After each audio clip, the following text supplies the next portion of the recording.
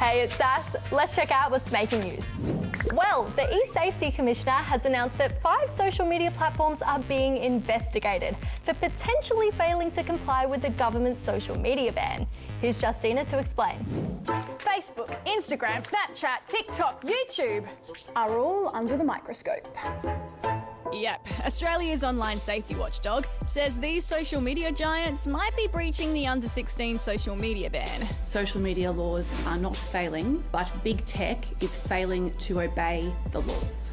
See, since the ban came into force last December, social media companies have deactivated around 5 million accounts belonging to people under 16 and have rolled out new age-checking technology to try and keep kids off their platforms. Of course, there will be teething issues and kids will be ingenuitive and they'll find their ways around it.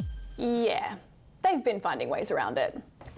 It's why the e-Safety Commissioner released a report showing that big tech companies aren't doing enough. Some of the things they're being accused of include letting kids keep trying age checks until they pass, failing to stop kids from creating new accounts after being kicked off, and not providing clear ways for people to report underage users. None of this is impossible. None of this is even difficult for big tech, who are innovative billion-dollar companies.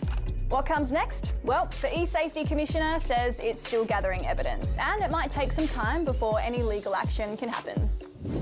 The Reserve Bank of Australia says it's doing away with credit card surcharges. For more than 2 decades, Aussie businesses have been able to charge a small extra fee when people pay with a credit or debit card to help cover the cost of processing those payments.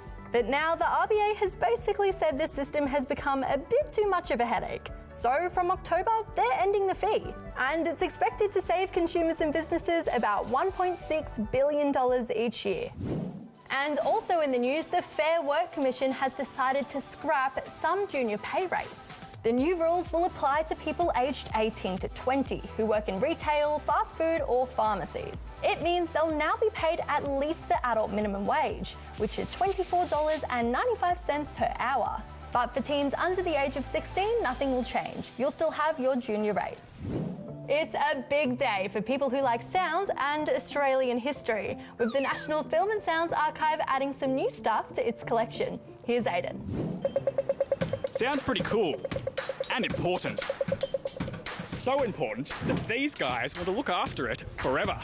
The National Film and Sound Archive is on a mission to collect and preserve audiovisual stuff, defining Australia's identity.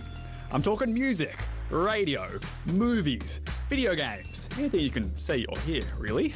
Today they added 9 new sounds to their archive, including this. Some songs. This catchy ad. This arrest-turned meme.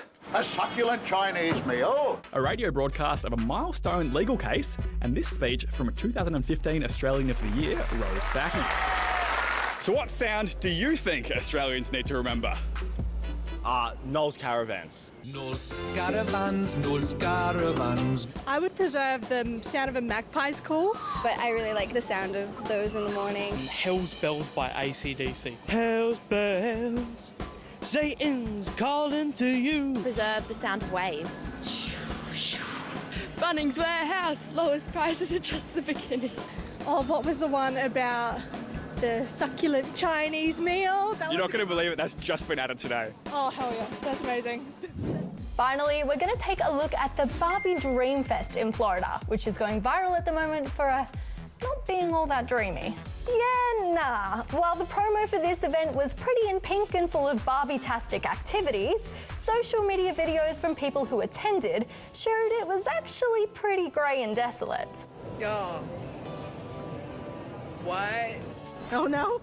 Yeah, that's how this is going. With many people complaining that the cost of the event didn't match the experience, saying there wasn't much to do and that it was just a bit underwhelming. It's just very sparse. Comments online were quick to compare the event to the 2024 Willy Wonka experience in Glasgow, which became famous for being, well, an epic failure. Now, the organisers behind Barbie Dreamfest are issuing refunds to attendees.